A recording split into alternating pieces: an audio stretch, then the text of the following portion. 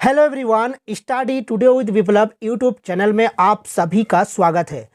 आज के इस वीडियो में JCERT द्वारा जारी किए गए क्लास 8 के इंग्लिश के ऑफिशियल क्वेश्चन पेपर को सॉल्व करेंगे।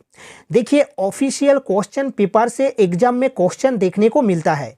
इस बार भी ऑफिशियल क्वेश्चन पेपर से प्रश्न देखने को मिलेगा, इसलिए ये वीडियो क्लास 8 के स्टूडेंट्स के लिए मोस्ट इम्पोर्टेंट है। वीडियो के अंत तक बने रहिएगा।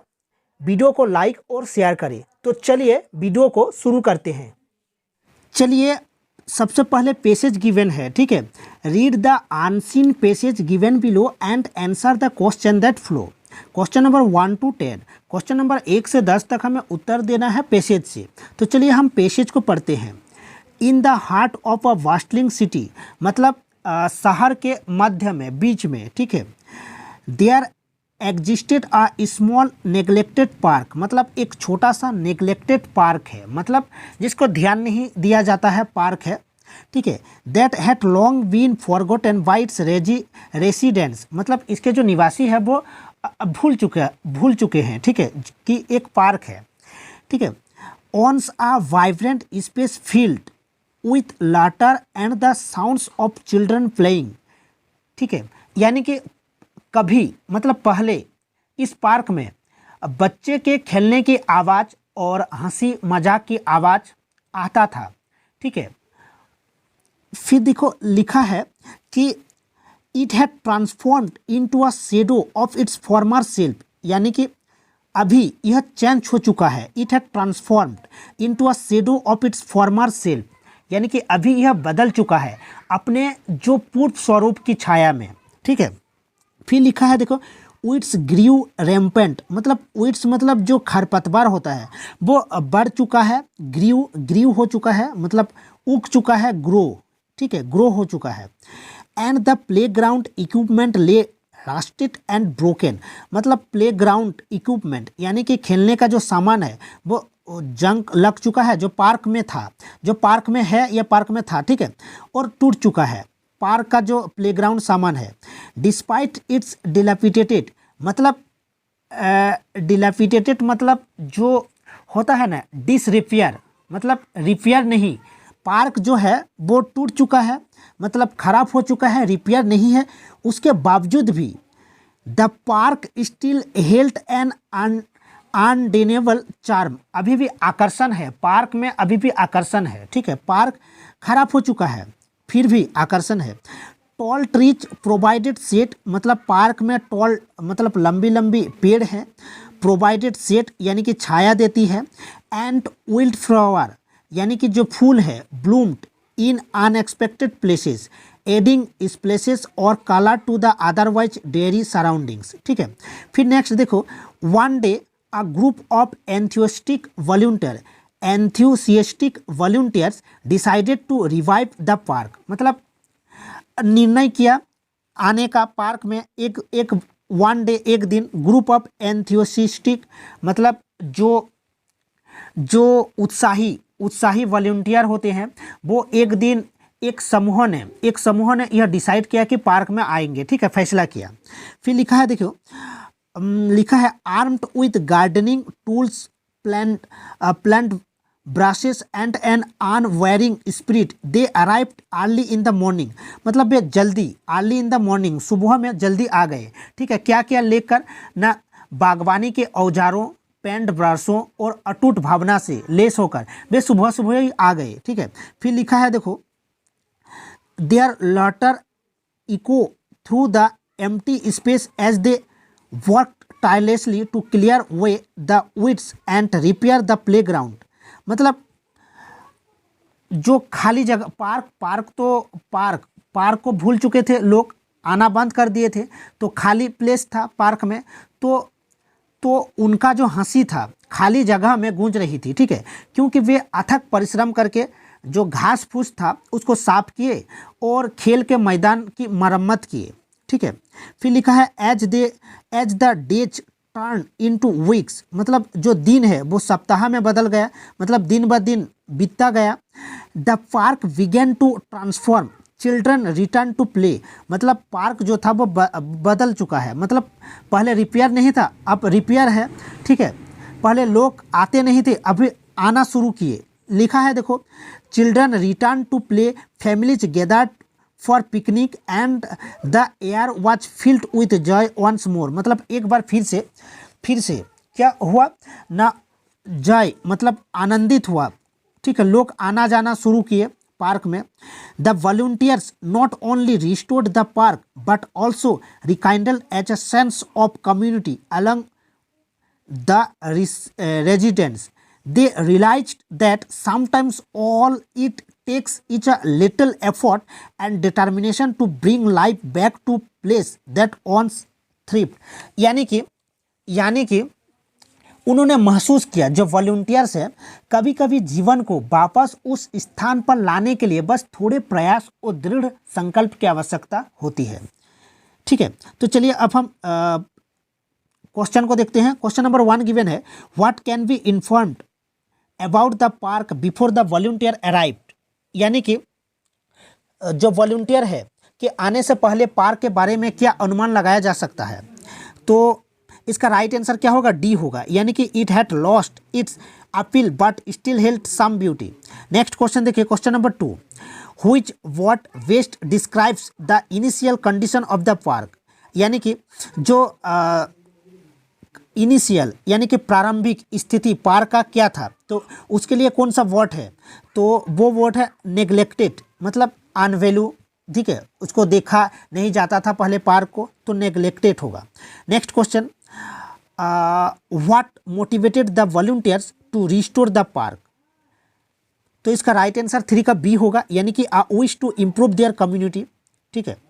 नेक्स्ट क्वेश्चन देखो 4 को, what does rekindled in the second paragraph suggest about community spirit, ठीक है। तो इसका राइट आंसर होगा 4 का सी होगा, यानी कि it was revived after being diminished. Next question 5 को देखिए, which of the following phrases indicates that the volunteers were committed to their task, तो इसका राइट आंसर होगा वर्क टायरलेसली, ठीक है। नेक्स्ट क्वेश्चन देखिए 6 को, what grammatically error is present in this sentence from the passage, the playground equipment lay rusted and broken, मतलब जो playground मतलब खेलने का सामान जंग लग चुका था और टूट चुका था, तो कौन सा गलत है इस सेंटेंस में, कोई भी मतलब नो एरर, गलत नहीं है, नो एरर, इसका राइट आंसर डी होगा। नेक्स्ट क्वेश्चन देखो 7 को, which of this is an example of imagery from the passage, ना tall trees provided shade, option A होगा, tall trees provided shade. Next question, how did the transformation of the park affect local families, how did the transformation of the park affect local families, तो 8 का right answer क्या होगा, C होगा, दे began to engage in community activities again, मतलब फिर से आना शुरू हुआ, ठीक है, जो फैमिलीज थे पहले तो आते नहीं थे। नेक्स्ट क्वेश्चन देखो 9 का, what does dilapidated mean in the context of this passage, मतलब इसका अर्थ क्या है डिलैपिडेटेड का, मतलब इसका अर्थ है कि डिसरिपेयर, मतलब जो रिपेयर नहीं है, डिसरिपेयर, मतलब ऑप्शन सी होगा, फॉलिंग अपार्ट और इन डिसरिपेयर, ठीक है। नेक्स्ट क्वेश्चन देखो 10 का, पैसेज का अंतिम question, which sentence best summarises the main idea of the passage, तो इसका राइट आंसर ऑप्शन बी होगा, यानी कि community efforts can restore neglected space and revive spirits. Next given है, देखिए, read the question given below and answer the questions that flow by choosing the correct option for each, question number 11 to 25, ठीक है। तो चलिए देखते हैं 11 को, देखिए, which of the flowing sentence is grammatically correct, ठीक है। The teacher along with her students were excited about the trip, देखिए द टीचर है तो टीचर के अनुसार वर्ब यूज होगा, क्योंकि एलॉन्ग विथ है तो द टीचर सिंगुलर है तो वर नहीं होगा, यहाँ वाच होगा, इसलिए ऑप्शन ए जो है वो गलत है। नेक्स्ट ऑप्शन को देखिए, each of the students have completed their homework, each है इसलिए ईच के अनुसार वर्ब का यूज होगा, ईच यानी कि सिंगुलर है तो यहाँ पर सिंगुलर वर्ब यूज होगा, हैज होगा यूज, ठीक है, यहाँ पर हैव है इसलिए बी भी गलत है।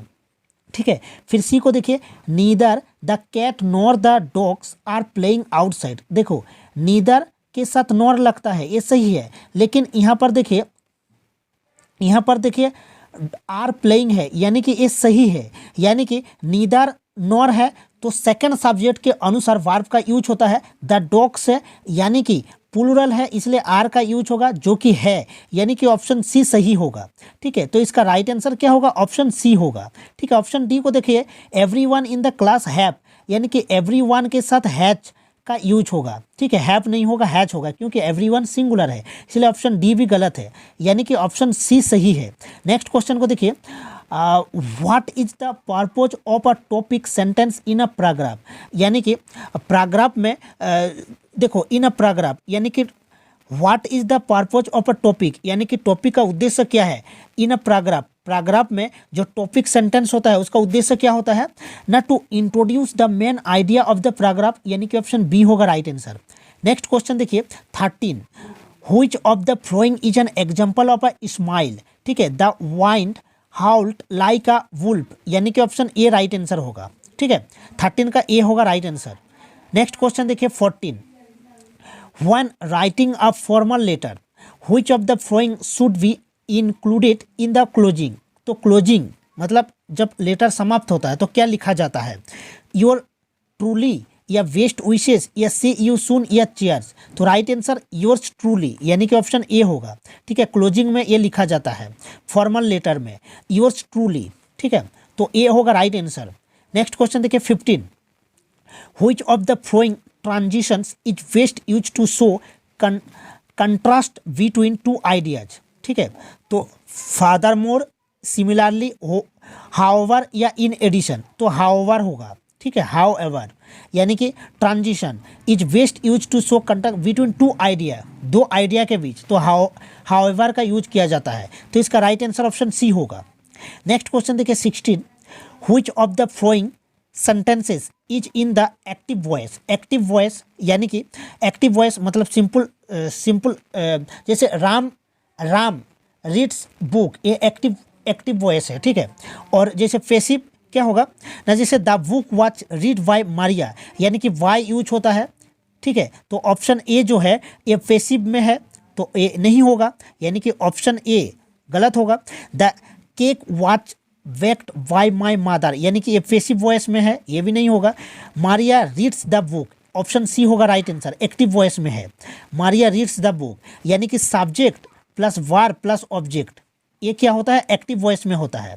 ठीक है, और पैसिव में क्या होता है? ऑब्जेक्ट होता है, पहले ऑब्जेक्ट जो है वो सब्जेक्ट बन जाता है। ठीक है, तो इसका राइट आंसर ऑप्शन सी होगा।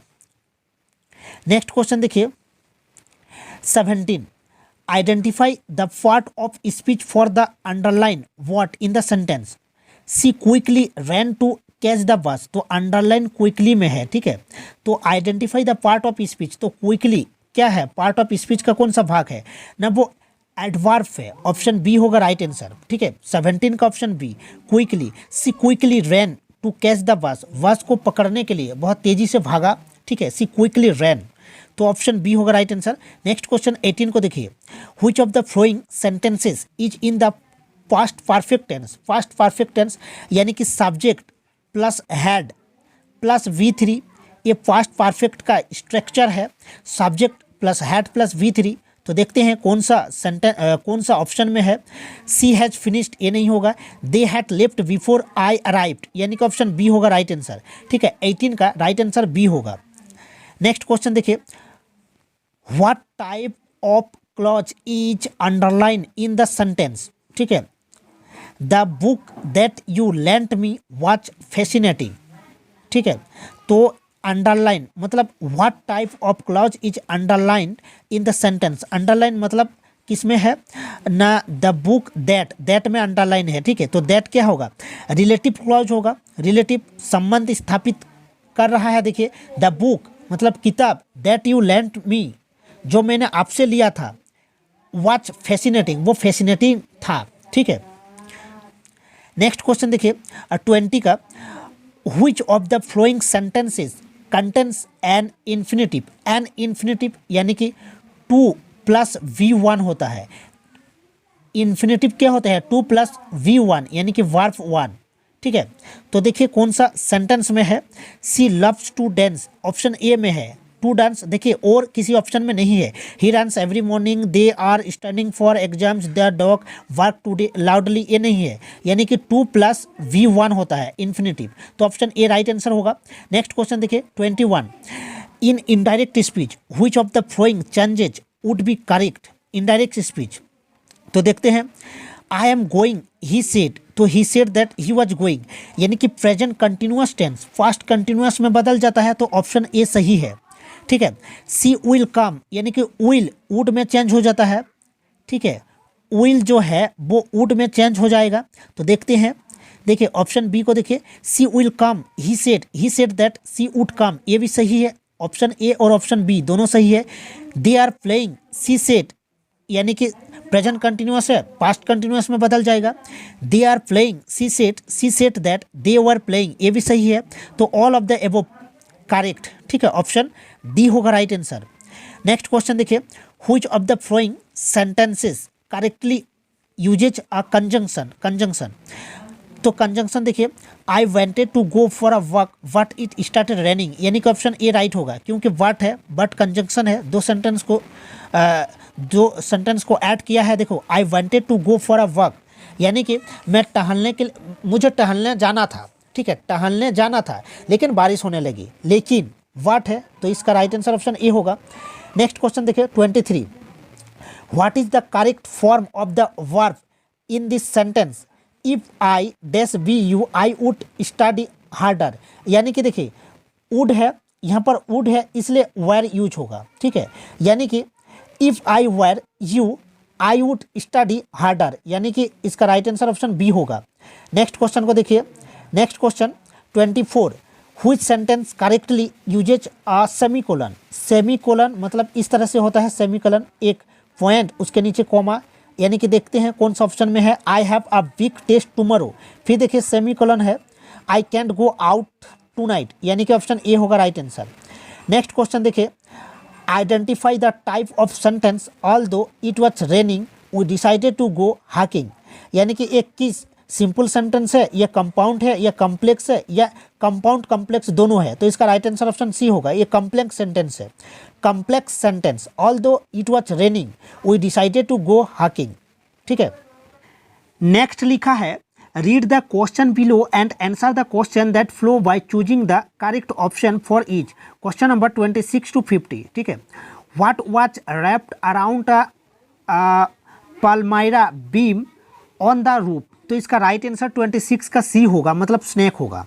Next question, one who sells sweets toffee etcetera is known as, मतलब जो स्वीट्स मतलब मिठाई टॉफ़ी बेचता था उसे क्या कहा जाता है ना, इसका राइट आंसर 27 का डी होगा, यानी कि कन्फेक्शनर, ऑप्शन डी होगा राइट आंसर।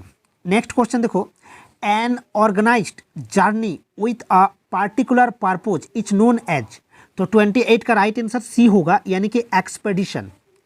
नेक्स्ट क्वेश्चन देखो 29, the woods are lovely dash and deep, यानी कि 29 का राइट आंसर डार्क होगा, यानी कि the woods are lovely dark and deep. Next question 30 का, हु कट द स्नैक, यानी कि राइट आंसर बी होगा Kali, who cut the snake, snake सांप को किसने काटा ना, काली। नेक्स्ट क्वेश्चन देखो 30, नेक्स्ट क्वेश्चन को देखिए, हु वाज लांस नायक हनुमंत थापा कोपड़, तो इसका राइट आंसर 31 का होगा, ये होगा, यानी कि आ सोल्जर हु सर्वाइव्ड मैसिव एवलैंच, तो राइट आंसर ये होगा। नेक्स्ट क्वेश्चन को देखिए, what is meant by miniature, तो इसका राइट आंसर ऑप्शन बी होगा, 32 का मतलब स्मॉल होता है। Next question, why does the shepherd wear the abbot's gown and cap, तो to disguise himself as the abbot, right answer option A होगा 33 का। नेक्स्ट क्वेश्चन देखिए 34, what did 7 Suzuki start at the age of 9, 34 का right answer B होगा, यानी कि the environmental children's organisation. Next question 35, Hari recalls the restaurants of his village थूल and compares them with the Sri Krishna eating house. What does Hari's comparison of the Sri Krishna eating house to the restaurant in Thul reveal about his character? तो option B होगा right answer, यानी कि he has a romantic view of his past. ठीक है, next question देखो 36। I have no money to pay for this food you are giving me, मतलब आप जो मुझे खाना दे रहे हो उस खाना का पैसा मेरे पास नहीं है आपको चुकाने के लिए। Will you please let me work here, यानी कि क्या आप मुझे काम देंगे यहाँ पर। Why did Hari choose to work at the Shri Krishna eating house, यानी कि हरी ने क्यों काम करना पसंद किया श्री कृष्णा ईटिंग हाउस में। ठीक है, तो इसका राइट आंसर क्या होगा ना, ऑप्शन बी होगा he wanted to earn money for food and shelter, मतलब उसको खाना के लिए, मतलब खाने के लिए। ठीक है, उसको क्या चाहिए था, पैसा की आवश्यकता है। ठीक है, he wanted to earn money, मतलब खाने के लिए वह पैसा कमाना चाहता था। नेक्स्ट क्वेश्चन देखो 37। व्हाट डिड द बेबी ईट, तो इसका राइट आंसर ऑप्शन सी होगा माइक्रोचिप। 38 को देखिए, Rupesh interrupted his father, no papa I don't waste my time, मतलब पापा मेरा जो समय है मैं बर्बाद, I don't waste my time मैं बर्बाद नहीं करता हूँ। आई यूज गूगल, मैं गूगल का प्रयोग करता हूँ। टू फाइंड, मतलब ढूंढने के लिए, आंसर क्विकली। ठीक है, जल्दी से जो उत्तर है उसको ढूंढने के लिए मैं गूगल का यूज करता हूँ। How does Rupesh attitude towards technology reflect the generation divide in the chapter, तो इसका राइट आंसर बी होगा, यानी कि his embraces technology as a tool for knowledge. Next question देखो 39। His father worries that relying on Google might hinder Rupesh ability to think independently, मतलब उनके पिता को चिंता है कि गूगल पर टिप्पणी करने से रूपेश की जो इंडिपेंडेंटली है वो सोचने की जो क्षमता वो बाधित हो सकती है, मतलब स्वतंत्र रूप से सोचने की जो क्षमता है वो बाधित हो सकती है। ठीक है, तो इसका जो राइट आंसर होगा 39 का, मतलब पूछा है what concern does Rupesh father express about the use of Google for information, तो 39 का राइट आंसर सी होगा, मतलब it limits critical thinking skills. Next question देखिए, the poet emphasizes the cruel damage caused by deforestation at the hands of man, suggesting that trees are our heritage. What does the poet imply about the relationship between humans and trees in the poem? 40 का right answer C होगा, यानी कि humans have a responsibility to care for trees. Next question 41। Words and phrases like mutilated, lacerated, and their escapes and scares, defy repair, convey the pain inflicted on trees. How does the poets use a vivid imagery enhance the theme of the poem? तो right answer 41 का क्या होगा, D होगा, यानी कि it evokes empathy for the suffering trees. Next question 42. Sneha's rules for a new religion include the belief that the sun gives us energy and the earth sustains us. What does Sneha purpose as a fundamental belief in her new religion? तो 42 यानी कि right answer B होगा, the sun is our father and the earth is our mother. Next question, Preksha admired how Sneha's thoughts linked spirituality with the natural world around them. How does Preksha's perspective on Sneha's idea reflect her own beliefs? तो 43 का right answer C होगा, यानी कि C finds inspiration in Sneha's connection to nature. Next question 44 को देखिए, he crawls behind the sofa and imagines the place to be a hunter's camp. What does the child imagine while crawling behind the sofa?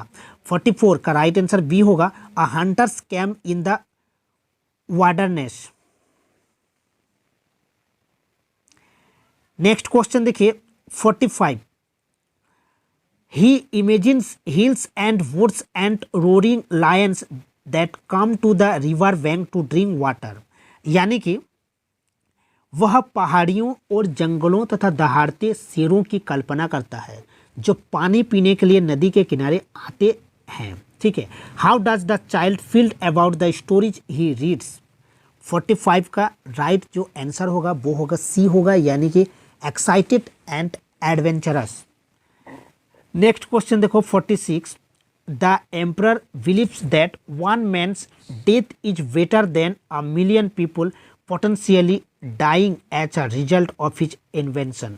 What moral dilemma does the story present regarding innovation and safety? तो 46 का right answer B होगा, यानी कि safety must sometimes come at the cost of creativity. Next question 47।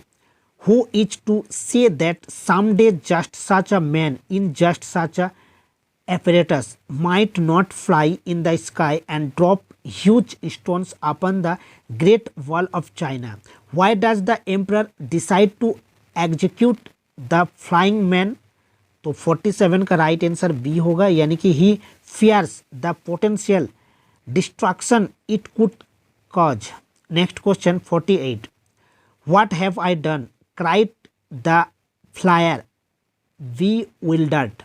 How does the flying man feel about his invention when confronted by the emperor? तो 48 का right answer D होगा, यानी कि confused and bewildered. Next question second last. ठीक है। What does the poem Bharat our land primary celebrate? तो right answer होगा B, यानी कि the cultural diversity and beauty of India. Last question देखिए। How does the poet describe the natural beauty of India in the poem? As diverse and vibrant. I hope आपको video अच्छा लगा है तो video को like और share करें। मिलते हैं नेक्स्ट वीडियो में। Thank you.